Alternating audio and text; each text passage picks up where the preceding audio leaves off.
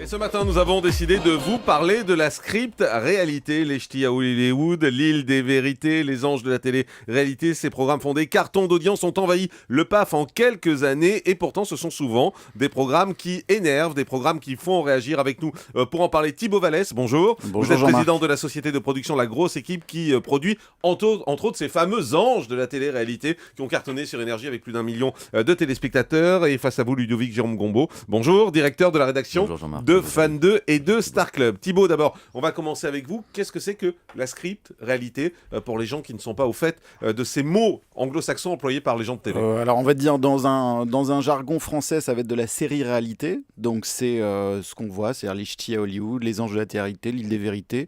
Donc c'est quelque chose qui s'apparente à, on va dire après quand on le regarde dans l'émission, comme une série télé un petit peu. Donc on n'a pas d'élimination, on n'a pas de mécanique de jeu comme on peut l'avoir dans Secret Story par exemple.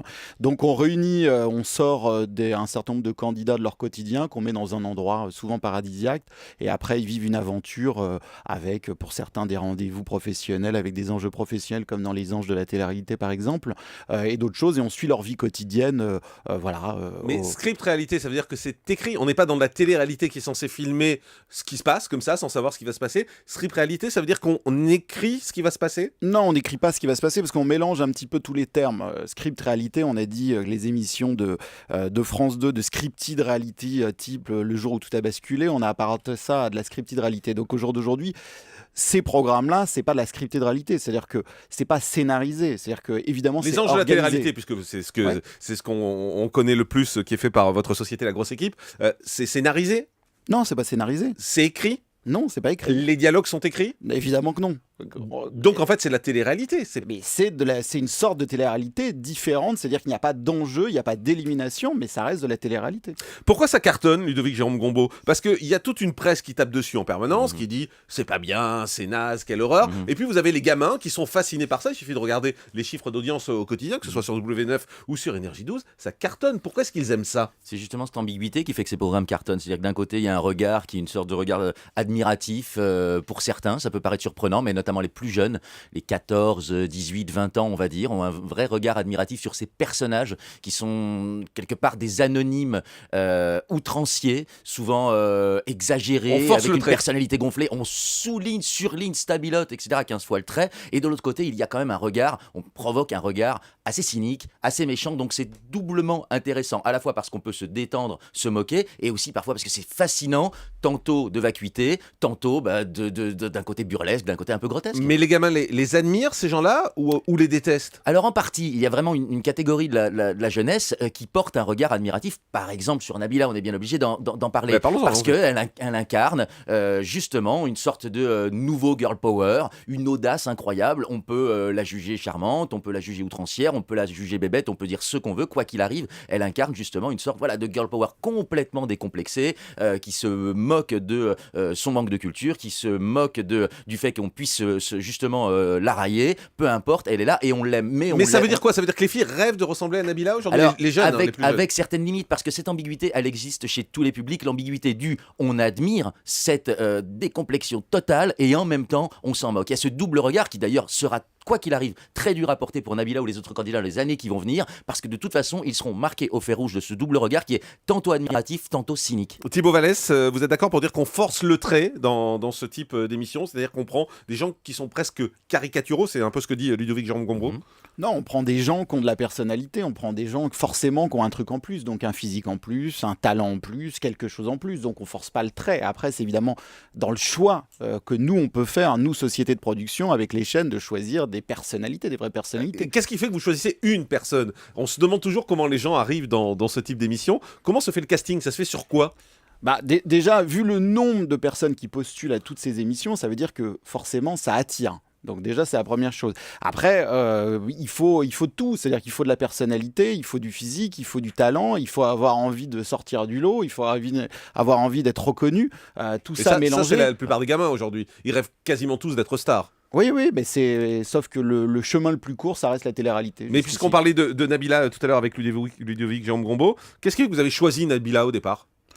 Nabila, on l'a choisie au départ parce qu'elle avait, on l'avait vue dans une émission, on trouvait qu'elle avait un physique attrayant, on va dire. C'était L'amour est aveugle. Hein, L'amour est aveugle, Sur TF1. exactement. Une petite apparition. Nous, on a trouvé qu'elle avait une personnalité, une certaine maturité, parce qu'à l'époque, elle avait 19 ans. Donc, on l'a prise dans l'émission, dans la saison 4 des Anges, mais sans savoir que ça allait devenir ce que c'est devenu au jour d'aujourd'hui. Après, elle a réussi à surfer sur la vague et à donner le petit truc en plus, quoi. Ludovic. Pardon Thibaut de souligner, vous parlez beaucoup de personnalité, avoir de la personnalité ou peut-être devenir une personnalité, je me permets de contredire ça, pour moi ce sont des personnages, dans le sens où justement ils incarnent un rôle, ça n'a rien de négatif de dire ça. C'est des acteurs. Oui, pour moi ce sont des acteurs de leur vie, ce sont des gens qui justement surlignent les traits, qui sont dans, pour moi la script réalité, et ça n'a rien de, je pense, de désagréable ou d'offensant de dire ça, qui jouent dans des soaps 2.0, c'est-à-dire qu'on est dans une réalité augmentée entre la vraie vie, leur vie n'étant pas la vraie vie, étant une vie exagérée, une vie outrancière. Alors c'est ce qui donne le côté justement très amusant, c'est-à-dire que leurs réactions par exemple sont x10, tout ça est totalement exagéré. La personnalité de Nabila, c'est justement une sorte d'exagération de tout, de son caractère, de sa beauté, son physique est exagéré, tout est exagéré, et évidemment les rencontres, les conflits sont du coup exagérés. Oui, pour moi ce sont des personnages avant d'être des personnalités. Dans ce que vous dites, c'est que c'est peut-être des personnages, je sais pas, mais c'est ce qu'ils sont dans la vie. Nabila, c'est ce qu'elle est dans la vie. Donc ça ne change pas grand-chose qu'on la filme ou qu'on la filme pas, elle est comme ça dans la vie. Mais parce que certains disent c'est aussi une forme de nouveau sitcom, c'est-à-dire en référence à ce qui se faisait à l'époque d'AB Productions, Hélène et les garçons. Est-ce que vous êtes d'accord, Thibaut Vallès, président de la grosse équipe, pour dire que c'est ça, c'est les nouveaux sitcoms, c'est les sitcoms d'aujourd'hui? Mais c'est exactement les sitcoms d'aujourd'hui, dans les années 90, les Hélène et les garçons et autres, c'était des héros populaires, il y avait des milliers de jeunes qui les idolâtraient, et au jour d'aujourd'hui, les héros populaires, c'est les héros de télé-réalité. Mais parfois vous dites pas que vous faites des monstres? Non, pourquoi? Non, c'est Vous voyez une des question. monstres? Non.